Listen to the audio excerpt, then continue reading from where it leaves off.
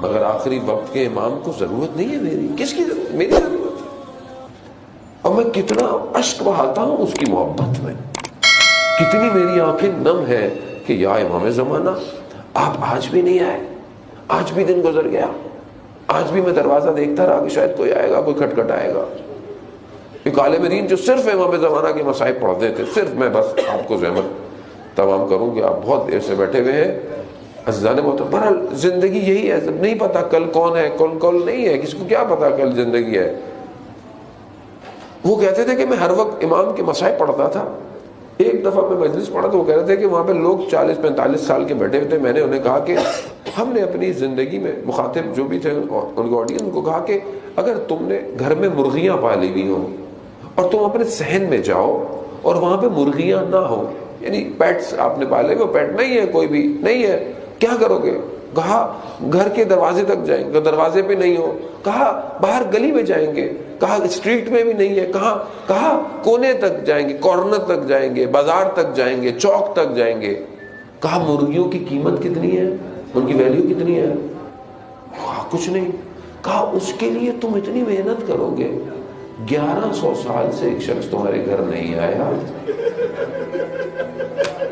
تمہیں اتنی محنت بھی نہیں کی. یا صاحب الزمان, یعنی اسی سے پتہ چلتا ہے نا کہ یعنی میں کتنی شدت رکھتا ہوں. شدت ہے میرے اندر, نہیں ہے میرے اندر شدت نہیں پائی جاتی امام کے لیے. ظالم محترم, میں آپ کو کیا بولوں, میں خود میں کتنا اس کو یاد کرتا ہوں, کتنی میری زندگی اس کے لیے. دیکھیں, اصل وارث کربلا کا وہی ہے. اصل اس کائنات میں جو فلنگ دا بلینک ہے وہ امام زمانہ ہے, اس کو پر کرنا ہے ہم نے.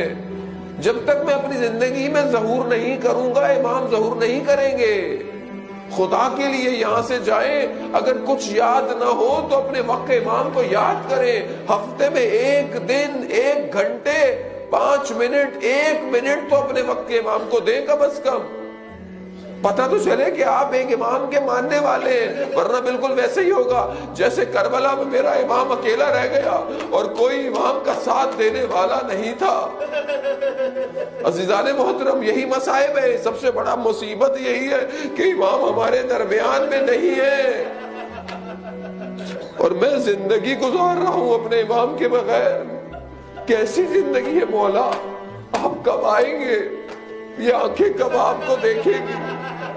آپ نے مجھے کربلا بلایا, میں نے روزوں کو دیکھا, مجھے نجف بلایا, مجھے کاظمین بلایا, میں سامرا گیا, میں نے سرداب دیکھا, مگر آپ کو نہیں دیکھ رہا. مولا میں کب آپ کو دیکھوں گا؟ میں یہاں آتا اس لیے ہوں کہ آپ کی یاد تازہ ہو. شاید آپ آ جائیں, شاید آپ سوچیں, شاید آپ مجھے انتخاب کر لیں کہ ہاں یہی میرا سپاہی ہے, یہی میرا ماننے والا ہے. عزیزان محترم, امام حسین کو یہی تو غم تھا کہ کوئی نہیں غربت میں امام کی مدد کرنے والا. ارے میرا امام سجاد پورے راستے ہاتھوں میں رسیاں, گلے میں بیڑیاں, عجیب حالت تھی کہ ایک مقام پر میرا امام اس حالت میں آیا, کوئی شخص جاننے والا نظر آیا تو میرے مولا نے اس سے کہا کہ تیرے پاس رومال ہے؟ کہا میری گردن پر رکھ, یہ توق مجھے بہت اذیت کر رہا ہے.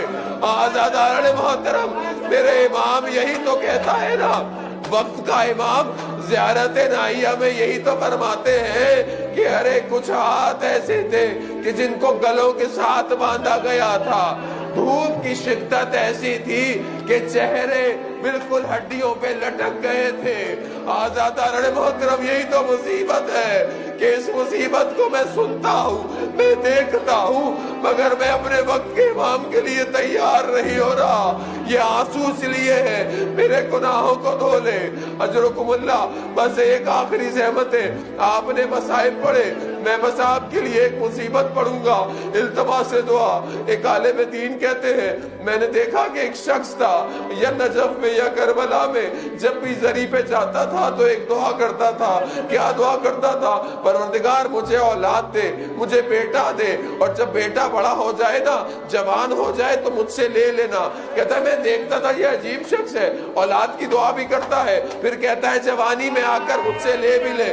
کہا میں نے اس سے دوستی کی، میں نے اس سے ملنا جلنا شروع کیا۔ ایک دن خبر آئی اس کے ہاں اولاد ہو گئی، میں پھر اس کے گھر گیا، وقت گزرتا گیا، بچہ بڑا ہوتا گیا۔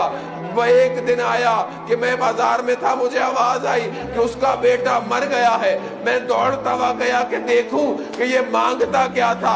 اب جب جا کر میں نے دیکھا تو جوان بیٹے کے لاشے پر گرا پڑا ہے، اٹھنا چاہتا ہے، اٹھ نہیں سکتا ہے۔ میں نے پوچھا کہ تو کیوں دعا مانگتا تھا؟ کہا میں یہ دیکھنا چاہتا تھا حسین کس طرح علی اکبر کے لاشے پر آ کر جب گرا اٹھ نہیں پایا۔ اے بنی ہاشم کے جوانوں، آؤ علی اکبر کے لاشے کو اٹھاؤ۔ ارباب مقاتل لکھتے بس آپ نے گریہ کیا، گریہ قبول ہو گیا۔ اللہ اکبر، آئے علی اکبر، آئے علی اکبر۔ بس ایک بول سنیے گا، ارباب مقاتل لکھتے ہیں سبت جعفر نے بھی پڑھا کہ جب علی اکبر گرے ہیں تو اپنے آپ کو گھوڑے پر گرایا، گھوڑے نے ادھر کا رخ نہیں کیا، دشمن کا رخ کیا۔ اب جس کے ہاتھ میں تلوار تھی، جس کے ہاتھ میں نیزے تھے، ارباب مقاتل کہتے ہیں تلواروں سے ٹکڑے ٹکڑے